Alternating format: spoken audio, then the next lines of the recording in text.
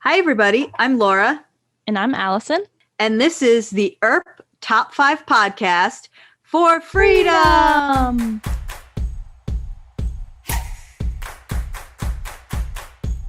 On today's episode, we're going to be talking about the top 5 moments. Oh, shoot. Allison, can we start over? I just spilled my drink on my shirt. Oh, I didn't know this podcast had wet t-shirt competitions. Hot damn, it's Kat Barrell. How's Hey, it going? guys. How's it going? Hi, welcome to the Great. podcast. Well, thank you for having me. I'm really excited for this. Yeah, we figured we'd get you on and talk about some of the top 5 Nicole moments. We've had 4 seasons worth, so there's certainly plenty to talk about. Yeah. Yes, definitely. I think we've got some really fun moments. I'm really excited to see what you guys chose. Yes, we have some good ones, so get ready. Buckle your seatbelts. But actually, before we get into it, Kat, if I can just say, so you do a lot of these interviews with some interviewers that maybe don't necessarily know you, and they tend to call you Kat Barrell. Yeah. I mean, it's been happening my whole life. I'm so used to it. I don't even think I noticed it anymore. And actually sometimes I say it Barrel when I'm trying to spell it for people because it's just so much easier. But it is Barrel. Yes. Well, I don't know if you know that there is a running joke in the fandom about it. Oh, really? It's sort of like a drinking game, sort of, because anytime an interviewer says your name wrong, we all just post photos of actual cat barrels, like barrels with a cat on them. With cats in them? Yes. That's terrible. Oh, that's really funny. Yeah. So we just really wanted That's to bring hilarious. that up before we get started. I But didn't know that. That's so fun. now let's really get into it. Okay.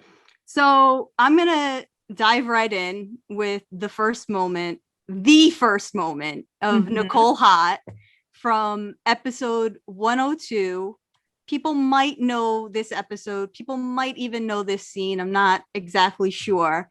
But of course, it's when Nicole goes into Shorty's the very first time Yes.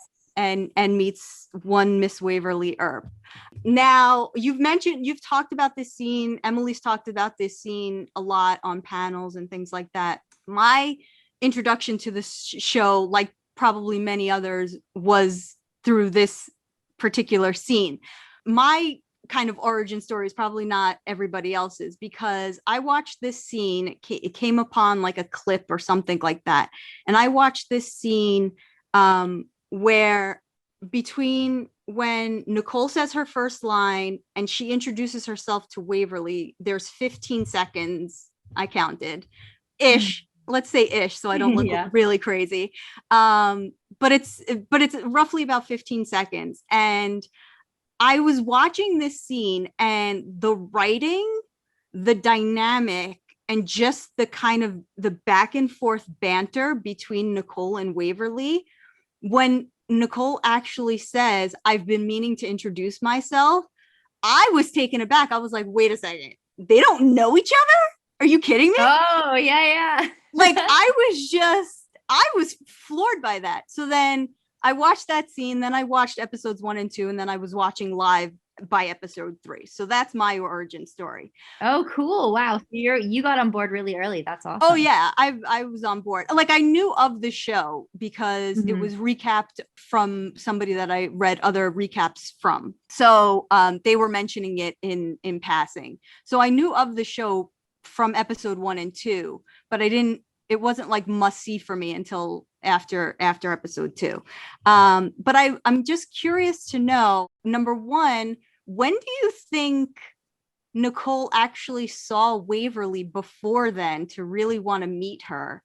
And 2, what do you think she was saying to herself right before walking in? Like, was she psyching herself up? Because somebody with that much confidence, maybe had a little bit of, you can do this. Come on. Yeah. Oh, that's a great questions. I think Waverly's really active in Purgatory, and I think Nicole being new there, she's probably talked to a lot of people of like, so what goes on here? What activities? What do people get involved with? And I think Waverly has her hand in a lot of that. And so she probably heard the name a bunch, and then I think she probably would have I don't know where. It's actually, I've never really thought about where specifically the first moment she saw her might have been. So like if you signed on for these 4 episodes, you come into this scene, you're like, okay, I'm gonna be on this show for 4 episodes. This was your first scene, and you ended up on 45 episodes.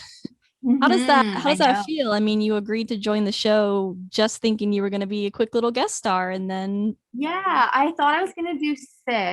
I thought I was gonna do 6 episodes, but it was also like, what I've been told by Emily, it's also like when you introduce a love interest, if there's no chemistry, then you don't want to have just signed this person to like a right. 3 year thing, and you're like, crap, now what do we do with this character?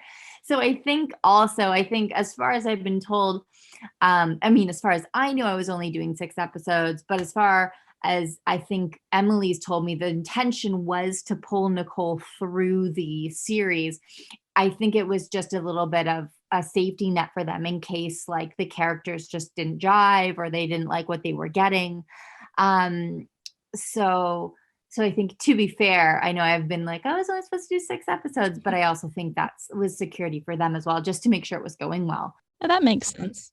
Yeah, that makes sense. But yeah, at the time, I genuinely in my head only thought I was doing 6, which was huge for me at the time because it was my first recurring on a.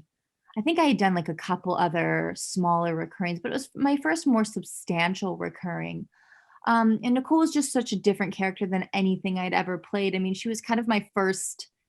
I don't want to say like adult character, but I had played like very ingenue, young, spirited women in the past. And I think Nicole was the first character that really felt like she had a lot more substance to her, a lot more strength, a lot more pain in her past. Mhm. And also just like a weight to her and a bravery to her, energy to her that I'd never experienced with another character. It was just so fun to get to tap into that. And I think like Nicole at that time in my life helped me grow up in a lot of ways too. I really feel like I stepped into my womanhood, I guess you could say, but like that next chapter of my maturity. And Nicole was a big facilitator for me, I think, in that way. So yeah, so it's been, I mean, like every moment of this whole experience has just been like bonus, like, and that's what I've loved about it. It's so much better to be surprised than it is to have all these expectations, because things, if you have so many expectations, then you're not really leaving yourself open to, other things that might come up. And I just think it's been one beautiful surprise after another, which has been one of the most amazing things about all of this. Is everything has just been like, wow, now this, now we're like doing conventions, now we're, getting a People's Choice Award, now we're, now Nicole is like sheriff. I mean, it's just been one beautiful gift after another. It's been pretty incredible. Well, let's talk about some of that. Let's talk about some of that maturity in Nicole, because one of my other moments that I wanted to bring up is Drunk Nicole, which I'm sure you've heard has been a hit with the fandom. I'm sure. I love playing Drunk Nicole. So episodes 207, 307, Yeah. those are pretty much the iconic Drunk Nicole. What is it like doing that? Because Nicole's a very structured person. She holds herself to high standards. But then we get these moments where we see that structure break a bit, and we get these little insights into her that we probably wouldn't have gotten had she not been drunk. So it's like, what are some of your favorite memories playing those drunk moments? And oh my God, do you feel like Nicole sort of just kind of lets herself loose in those moments? Well, I think, Allison, what you touched on is the juxtaposition. The reason they're so effective is because we see this character who normally is so pulled together, doesn't let her guard down, is always presenting a very professional veneer. And I think with alcohol and with Nicole, it breaks that down. And I think that's why it's so funny, because it's all, the comedy is in the opposites. And then you put Winona and Nicole together, who are such opposites. So it's like, it's just the double opposite of that, which makes it like just a playground for these hilarious moments between the two of them. But I love, oh my goodness, I don't know if I'd ever played drunk before. I'm trying to I wonder if in season 2, episode 7, if that was my first time playing drunk. But I remember so brilliant. When I was in high school, I was part of a theater group, and we had this amazing actor come in. His name's Bruce Dow, and we have this a really great theater company in Ontario called the Stratford Shakespeare Festival, and it's this classical theater company that I like grew up idolizing all these actors. And I remember Bruce coming in and he taught us a workshop. I must have been like 15 or 16 at the time. So it was years before I ended up shooting it. But I remember him talking about playing drunk. And he was saying that, like, when you play drunk, a drunk person isn't trying to be drunk, they're trying to be sober. So Yeah. the funny of watching someone navigate being really intoxicated is that they're trying not to be. Right. And I remember I never forgot that note. And it was so helpful when playing drunk Nicole, especially because she's really trying to hold it together. But it was just, I remember that moment of learning as a teenager, like years and years prior, and then pulling that. That's what's so funny about acting and what I like about it so much. And when I talk to young actors, like I'm adjudicating a workshop right now for young actors and giving them feedback on their auditions and their technique. And it's crazy because I've never really taught before other than doing some directing, but this is kind of a different thing. And it's so rewarding to work with young actors because you think of all these like little tips and tricks that people have taught you along the way. And I think one of the things I always stress with young actors is like, don't just study one technique. Don't just study one teacher or don't have a guru. You need a toolkit. Like you need so many different tools because one day you're going to need the hammer and one day you're going to need the saw. And if all you have is the hammer, you're kind of screwed. Right. That was one of those moments where that really came in handy, but it was so much fun. I mean, I love Drunk Nicole. I could do like a whole season of Drunk Nicole and just have such a That's good what time. we need. We need a spin-off of just Drunk Nicole, and then we'll all be good. Yeah. Did you like playing one version over the other, or like which episode, or like did you try to vary them a little bit? I mean, my favorite episode was 307. The Gnome Wife, also just because I was working so closely with Melanie. We had such a good time. It's one of my favorite memories of shooting anything ever. Mm-hmm. And Jan Arden too, the two of them, it was just like a playground. And we just had such a good time. Oh my gosh, I wish I could shoot that episode all over again. But no, I think it was more to answer your question, Laura, like more so just whatever the story asked of. Like it naturally changed because the story was different. Mm-hmm. And because also Nicole's relationship with Winona had evolved by the time they were together for the second time. And then it was just chicken kicker in the fourth season. But yeah, so I think it just changed naturally because the circumstances were different. Right. If that makes sense. That makes perfect sense. Yeah. So my next top moment is the end of season 1, where Nicole walks in on Doc and Dolls by the safe, and she becomes an agent in the Black Badge Division. Oh yeah, that was short-lived. And I like that moment because Nicole was finally like, she was being involved in everything. Mm-hmm. So do you think she finally felt like part of the team, that she was, being let in on this secret? And then also, did it change a little bit when at the beginning of 201, where she was kind of knocked back again? Like, did that change within her? I mean, I think definitely it changed. I think it was an important lesson for Nicole too, that like, it's just as important for you to take care of the regular people. And we have that beautiful scene with Nedley later on where he basically says that. Mm-hmm. And I think it's kind of like a really amazing metaphor for life in a way. I think we can look at life moments and think, oh, the things that matter are just the big, flashy, shiny moments.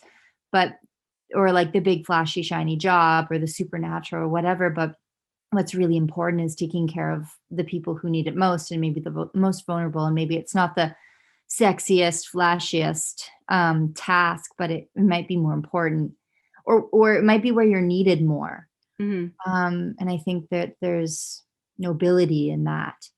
So I think it was sort of like a beautiful metaphor. But I think, I mean, even for me as an actor, it was a moment of like feeling like, okay, I feel like Nicole is being more involved with the story, because it had sort of been like she was very much a secondary character for the first season and a half, I would say.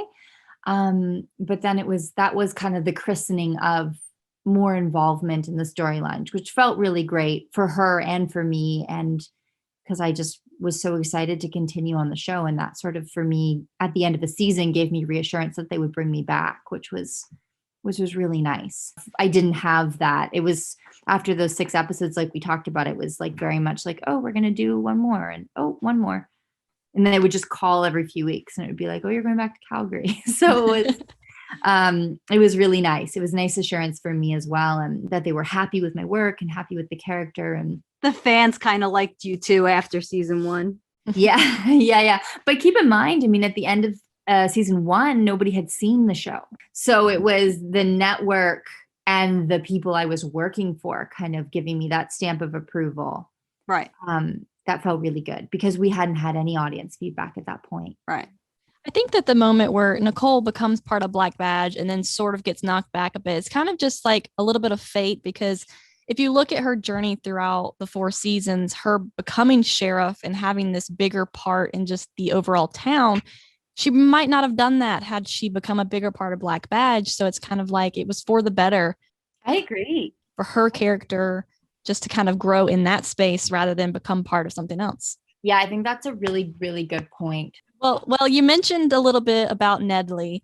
So I want to move to my next moment, which is 307, which is after the drunk Nicole. There's a moment between you and Nedley, and you find out that he is the one who rescued Nicole from the cult of Bolshar. And you have this really great moment where Nicole and Nedley have this talk, and he explains that he found you.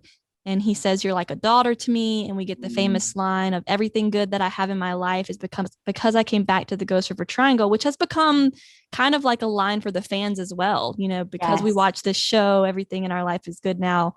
And so I want to know, like, what's it like filming those type of moments with Greg? You guys have such great chemistry. The scenes are always so impactful and emotional. And it really does feel like a daughter and father type relationship. I love those moments. I mean, I love working with Greg. It's no secret. He's such a seasoned actor, and he brings such experience, I think, to the show and to the work. And you know what I love about Greg is he's so good at what he does, but he still gets stressed like everyone else. Like he still will shoot something. He'll be like, I've been in the car on the way home with him a couple of times, and he's like, I don't know. I didn't like how I did that line, or I didn't like, he'll stew on things. And I think it's just such a great lesson that no matter how much experience you have, and no matter how honed your craft is, that it's so wonderful to just keep reaching for more. There's always more. There's always more to find, and you've never reached the peak. And as soon as you get better at something, then it's time to like strive for the next level. And that's why I think it can be so addictive to continue trying to work and improve your craft. But I think I love those two characters together. I think Greg's character, the character of Nedley, just brings such a different energy to the show. I also really liked in season 1 how he had this kind of like darkness about him. We didn't really know if he was a good guy for a while. I really enjoyed that part of the character. And I think, he grounds the group in such a great way, where he's seen it all before. He's got all this experience. But I also think with Winona coming in, she renews his fire a little bit. She makes him excited again. And I think the challenge of having all these young people around, especially someone as unhinged as Winona, and I think it, on some level, he takes a lot of pleasure in it. Like, it's exciting for him and it makes him like his job again. So I really love that. I love the character of Nedley so much. But the scenes with Nicole, I think, especially when we learn more that she didn't really have, she's been a bit of a lone wolf, and she's come from a family that, not that they were unsupportive of her to a damaging extent, but I think that like they just didn't get her. She was just sort of like, she liked different things and she wasn't academic and she was, wanted to be outside and hiking and climbing, and her parents were kind of like, we don't really know what to do. Like, you're so different from, we can't identify with you. And like, you just like different things and we don't really get you. Right. So I think her from a young age making the choice to follow her passions, and stay true to who she was and what she wanted her life to look like, I think is such a huge example of her character from such a young age and her strength. But yeah, I think in Nedley, she finds that support, that person who sees value in being someone who works in service to your community, where her family just really didn't. They were kind of like, okay, you want to do this job. Okay. We don't really get it, but fine. So yeah, I think it's beautiful. And then of course the loop around that he's been there the whole time is just such and even till the end, he walks her down the aisle. Yeah, I know. I loved that scene. Oh, I had such a hard time getting through that scene with Greg. Oof, I remember leaving the studio that day and just feeling like, I think I had another scene to shoot after that, and I was just like done. I was like, my heart hurts too much. I can't do this anymore. Yeah. Well, I'm going to shift gears to say my next moment. Yeah, tell me. It's the season 2 uniform. Listen, I have a brand. Everybody knows it. I love the season 2 uniform. I'm going to put words in your mouth and say you love it too. I do. I do love it. You love it. Okay. I do love it. I do. Hold on, but I'm going to put an asterisk beside my statement, because I do love it, but I do think the season 3 uniform was the most appropriate for the character. Yes, that's what I was going to say. Okay, I get people's argument that the season 3 uniform is more traditional and et cetera, but the season 2 uniform had just like this coolness about it. It just like it had this like badass like feel to it. And so like that's the debate. The definition is very ambiguous in what is quote unquote the best uniform. Okay. If you're looking like traditional, etc., yes, season 3, fine, whatever. But if you're looking for like a cool, like just make you look more badass, especially when you had the hair too at the time, I just thought it was like the best looking uniform. It was great. And it was stretchy. So my question is when they came to you and said that they were going to change the uniform, like what were your thoughts on it? Were you like surprised? No, I wasn't surprised. Because I did realize that I was just selfishly wanted it to stay because it was so comfortable. Because you have to understand, like those shirts are tailored within an inch of their life. So like they're so tight and they're not stretchy. So I have different shirts depending on if you can see what portions of the shirt you can see.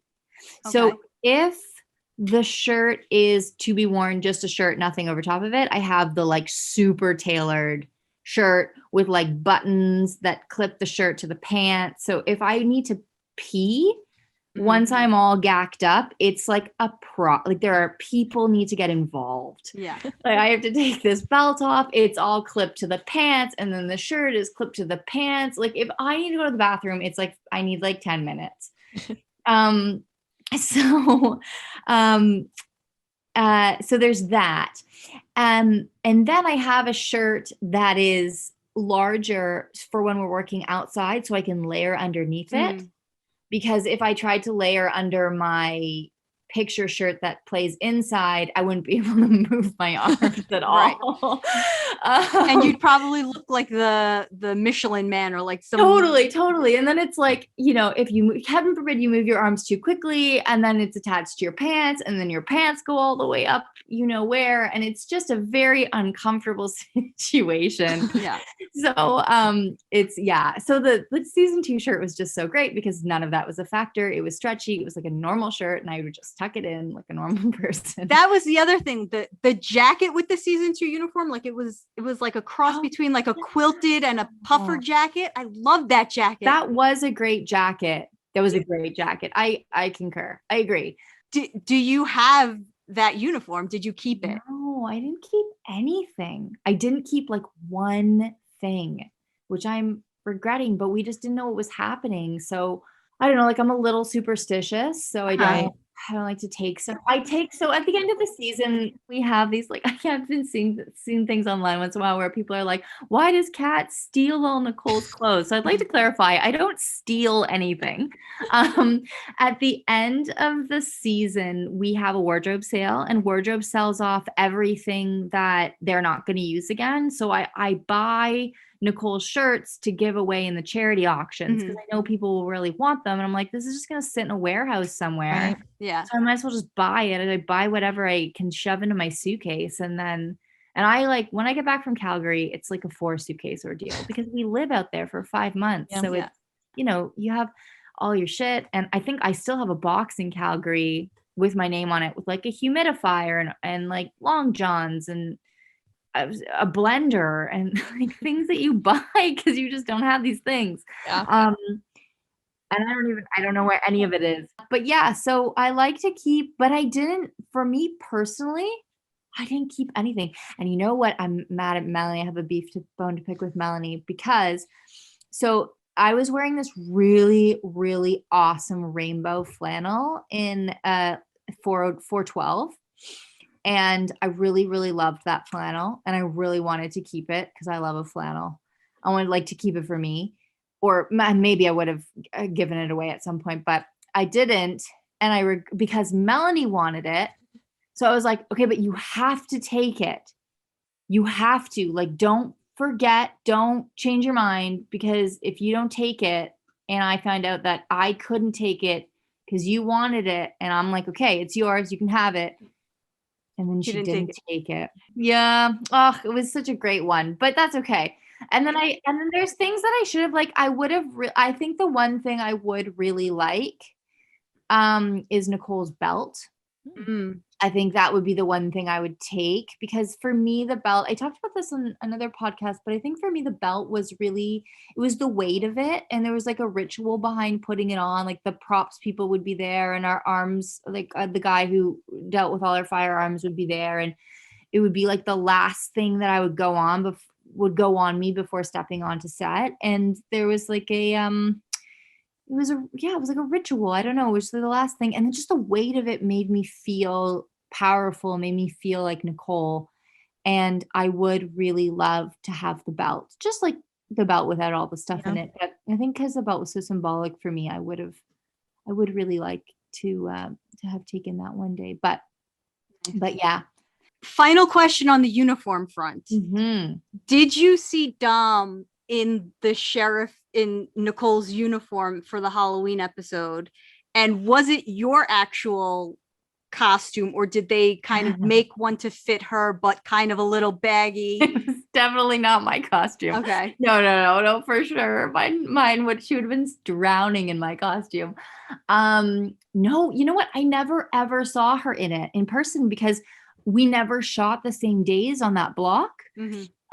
No, so I never saw her. And like the first time I actually think I talked to her about it was we were doing some press for Sci-Fi or something. We were doing an interview and she was like, yeah, I felt really powerful in that thing. And we talked about it briefly. But it was like the only time we ever talked about it. But no, I wish I had seen her in person. I would have loved to see her, but no, there's no way. There's no way that I think everyone was like, you look so tiny. But it's true because I think they're used to seeing me in it. Mm-hmm. I also think they made it a little baggy to make it look like yours, but so that right. But I think in the world of TV land, there's only so baggy they could have made it. Yeah. Okay. Cool. So to recap, season 2 uniform is your favorite and the best. Thank you very much. I would say with an asterisk. I would say my favorite with an asterisk. My Catherine personal favorite to wear. My favorite for the character, no. Right. That makes sense. And Laura, you can go on and on about it, but we've heard from Kat herself. All right. I want to bring up one back from season 3. It's probably not probably people don't really think about it very often, but as I've done some rewatches, it really stands out to me. And it's episode 310. And it's also the Maeve episode, to jog your memory. But I don't want to talk about the Maeve part particularly because that's more of a top Kat moment and not top Nicole, because that wasn't really Nicole. Yeah. The moment is when Charlie rescues you guys from the cabin and Doc is laying there. Charlie rescues Doc and Doc actually ends up killing Charlie. Yes. The moment is Nicole comes over and she sees that Doc has killed Charlie. And for me, this moment was Nicole finally realizing that she's had enough of Doc, because she's kind of the only one at this point on the team who's willing to put up with Doc after he's become a vampire. Everyone else has sort of had enough of him. And when she needed to go on this mission, no one would go with her. It was just, you can handle Doc. Nicole be the one to take care of Doc. And so this happens and she finds him dead. And, she kind of loses that I'll give you the benefit of the doubt type of feeling towards Doc. So she pulls the gun on him, screams at him, and she actually says, if I ever see you again, John Henry, I will kill you, which is a tough promise coming from someone who from Nicole, who really tries to make peace in most situations. Yes, so 100%. what was that moment like for you, Kat, to read that on a script and kind of see how it's going to play out for Nicole and Doc? Yeah, I mean, it was great. I think the person I worked the least with, unfortunately, was Tim. Our characters just didn't cross paths as much. And I love working with Tim. He's such an incredible, everyone's incredible. There's no one where I'm like, oh, don't want to do a scene with them. Like, what are you going to say? Everybody's amazing. But Tim's so incredible. And Doc is such a cool character. And he brings such a complexity to that journey for Doc because it's very complicated. And I just think it was great. It was great to see Nicole kind of the straw that broke the camel's back. It was a pretty big straw. It was like maybe the timber that broke the camel's back. But to see Nicole break like that and how upset she got, it was just a really, really cool to see her lose it, because we don't see Nicole lose it too much. Yeah, that's kind of what I liked most about it, was just kind of seeing her kind of break this facade of like, I've got it all together, because she was angry and she let him know. And it was like, she wasn't going to try to hide that anymore. Yeah, definitely. Yeah. And then of course, I'm glad that Doc and Nicole did kind of mend their relationships. And by the end, everyone's in a good place. So, they go through rough times and then they're back together again. So yeah, definitely. So my next moment is a couple of episodes grouped together, but it's when Nicole kind of steps up to help out the team, or when she's leaned on. So we see that in 212 when she's asked to take baby Alice away. We see that a lot in 303, Dulles' funeral, and also in 306 when Nedley kind of just gives up and Nicole kind of takes over for sheriff. So what were those kind of moments like where it was kind of Nicole's time to shine in the face of this kind of adversity? Also because especially in 303, Winona's asking her to kind of take over, like take charge of things. But as we see in the motel with Waverly, she kind of is going through her own shit and she's kind of like breaking down too, but she has to stay strong because like she's taken on this like leadership role. So what do you think Nicole's like mentality was in that? I think the interesting thing, I was just listening as you were bringing up those moments, Laura. I think the most interesting thing is Nicole is asked to take over something like in a crisis. I think it's interesting that we see her kind of come into those positions of, not power, position of power is the wrong word, but responsibility, right? In moments where people have either feel like they can't go on, feel like they failed, or giving up. And she's kind of there. And I think that's one of the things I think about the most with Nicole, is she's one of those people that she reminds me of I've said this before, but there are aspects of Nicole that remind me a lot of my dad.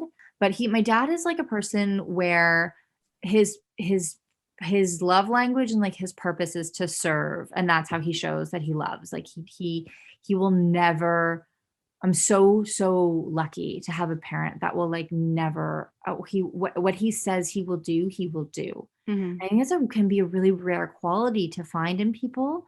Like he will not let you down. And I really identified that same quality in Nicole, of like true to her word, and she will, hell or high water, she will be there. I think that's what broke her so hard at the beginning of 4. Is because like that's her identity, is I'm the person everyone can count on no matter what. I will follow through. Like I'm like flaking and like not showing up, or it's not it's like not in her nature at all. And I think that's an interesting thing that all those moments have in common, is that like they're moments where she shines. That's where, I guess that, that's what I'm trying to say. I'm trying to find the right word, but yeah, she shines, and she, that's her strength, is coming in when people need her the most and picking up the pieces. She really lives up to that t-shirt that said loyal when loyal. she 100%, 100%. Yeah, I think being loyal actually kind of leads to one of the reasons I think that she developed this relationship with Rachel, which is my last moment. Is I couldn't pick a specific one, so I just went with all moments with Rachel. But early on, we see that they're the ones that have been staying at the homestead when the others were in the garden, and Nicole kind of took on this motherly role over Rachel. And, you have to remember, Rachel's still a child who lost her own mother and had been raising herself for quite some time. So having someone like Nicole to be there probably meant a lot. So, of course she's loyal. She stuck by Rachel and was there for her. How are those moments with Martina? And, did you think Nicole intentionally thought like, I need to become this motherly role for Rachel? Or do you think it was kind of more like a natural, like progression of their relationship? I think it was totally natural. I don't think there was ever a question that she wouldn't step into a protective guardian kind of role, with Rachel. But I also really think in that time, in those 18 months, I mean, Nicole almost needed Rachel in ways more than Rachel needed her. Because again, I think if Nicole didn't have something to care for, she would have just completely fallen apart. So I think, sometimes it can be easier. And I think I really identify with this too for myself. It's like, sometimes it's easier to show up for other people than yourself. It's just a lot easier to be like, somebody's depending on me, somebody needs me. Whereas I think it can be a lot easier to let ourselves down than it can other people. I know I really, really struggle with that. And, I would never want to let someone else down, but I'm very happy to be like, meh, you don't really need that. I'm the same way.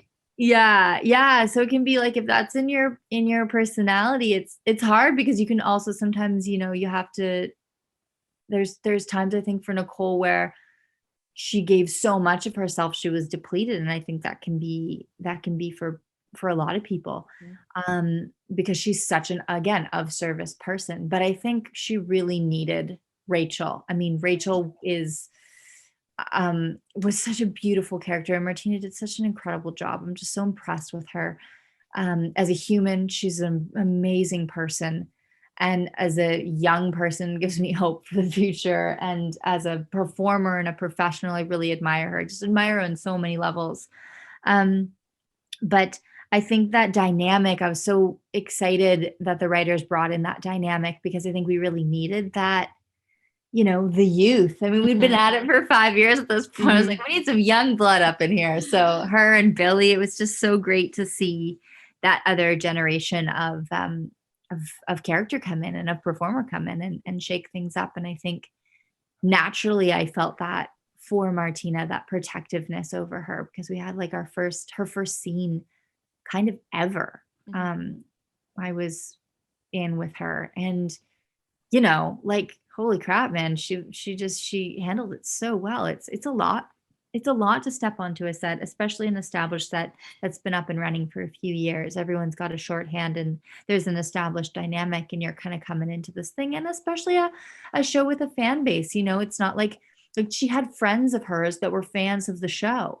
Oh, wow. Like they were, so I can't really imagine what a mind trip that would be for someone to be like, okay, so, It's pretty amazing. She's wonderful. I think that the addition of Rachel was probably one of the best things about season 4. It just, you Yeah. didn't feel like, it's like one of those, like, you didn't know what was missing until it came kind of things. Like, just like you said, Kat, like, you needed that young blood to just kind of fill this emptiness that we weren't really sure was missing until Rachel kind of came onto the show. It was like a really great addition. Well, and I think it's another way for us to connect with a whole new generation of audience too. Because the thing is, I mean, with Winona, the thing that's shone one of the brightest lessons from Winona is how hungry audiences are to see themselves on TV.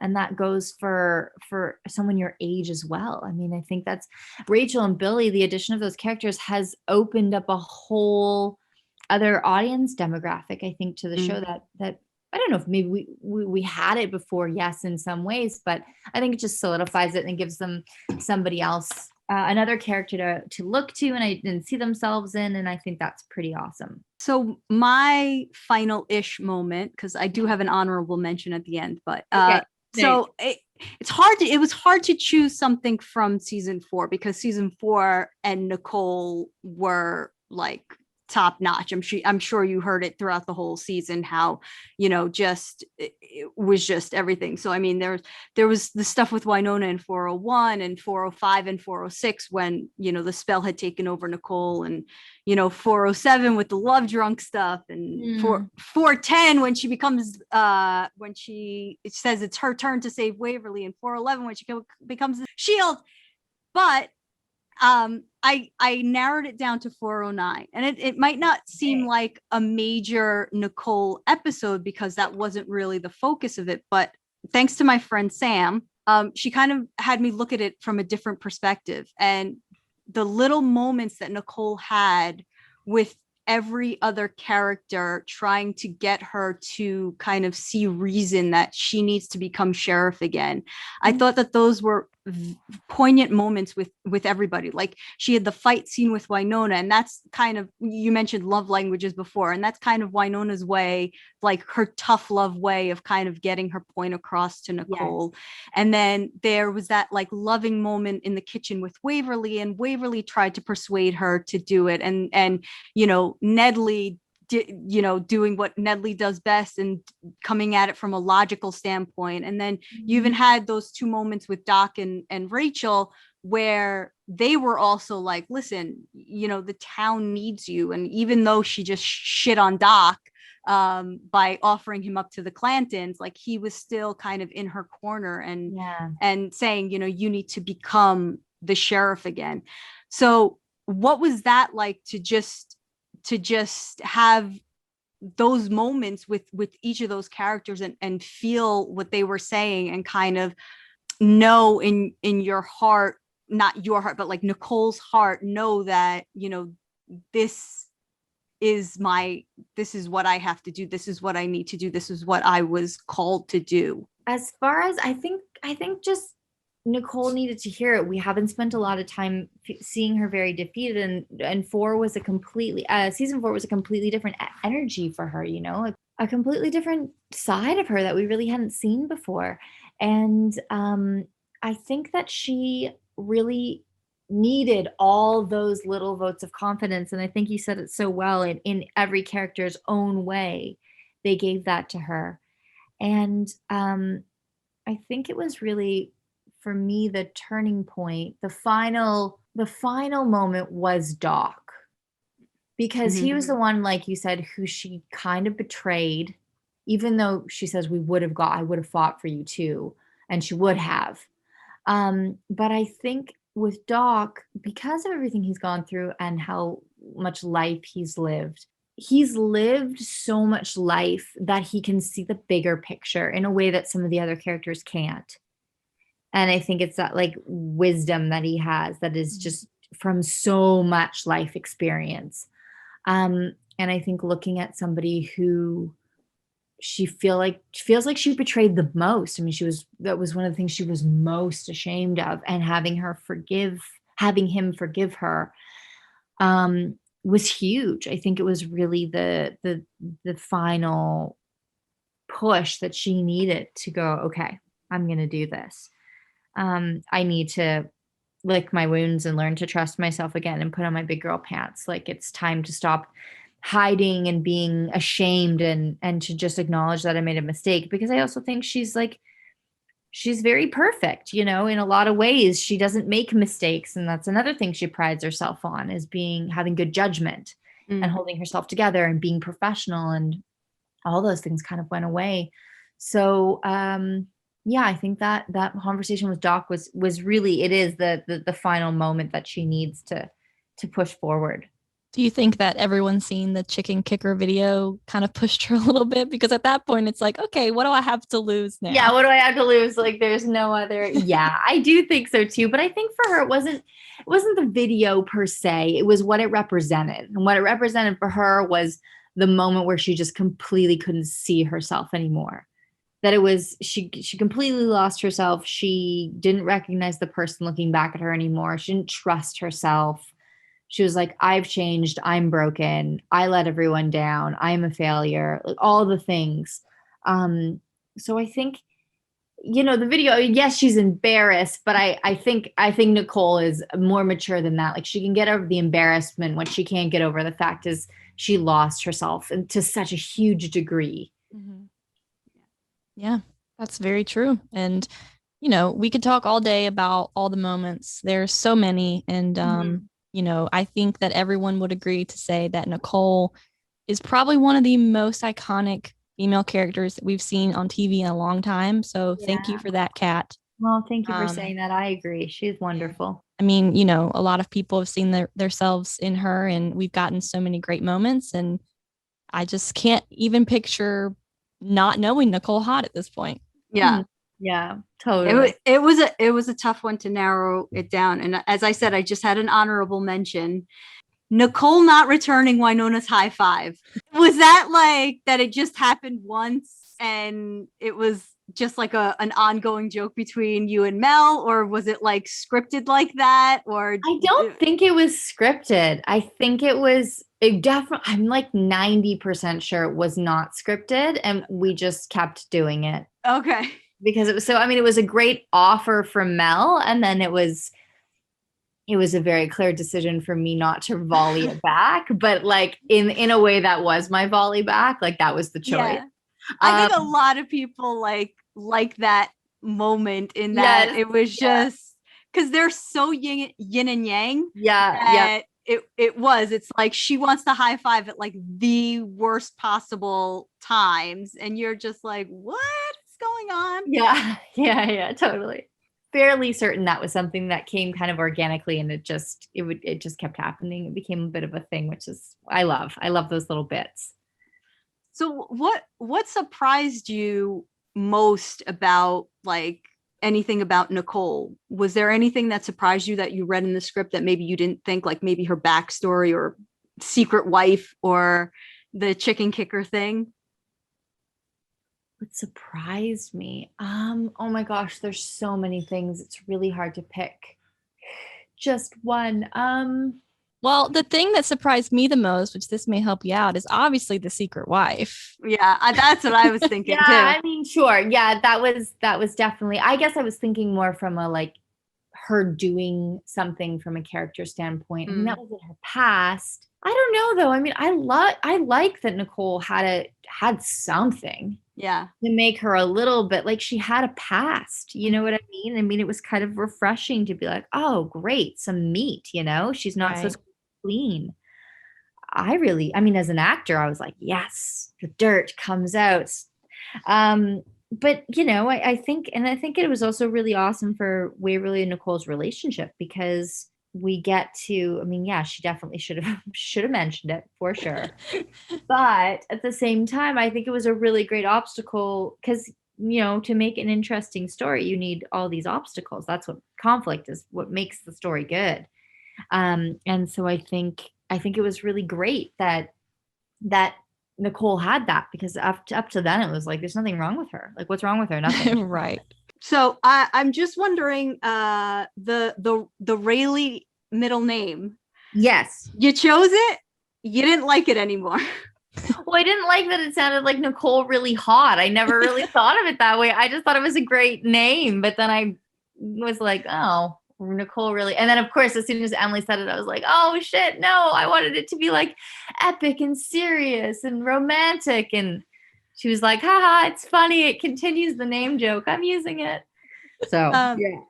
Did you ever like, was there rhyme or reason? Like you just said that there was a name joke. Was there rhyme or reason why the last name was Haught? I don't think I ever. I don't know the story. I don't know the story. I mean, I think it was a bit tongue in cheek for sure. Yeah, for sure. I mean, it's Emily after all. I do think there's got to be some tongue in cheek there for sure.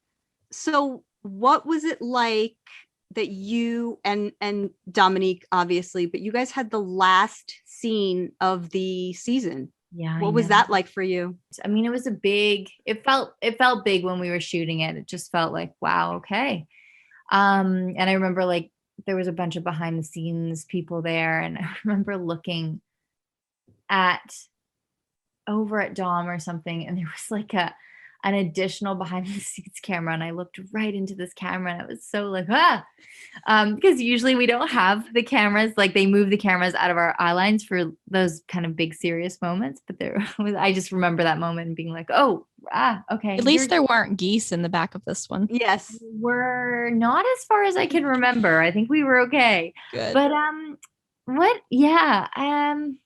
I love that scene. I can't think of a better way to end. I mean, the show, I remember reading the script and just crying, and how beautiful it was, and how perfect with the mailbox and brilliant. And Emily was saying, I think I heard or read or was told, I don't know, that she felt like the last script really flowed right out of her. mm-hmm.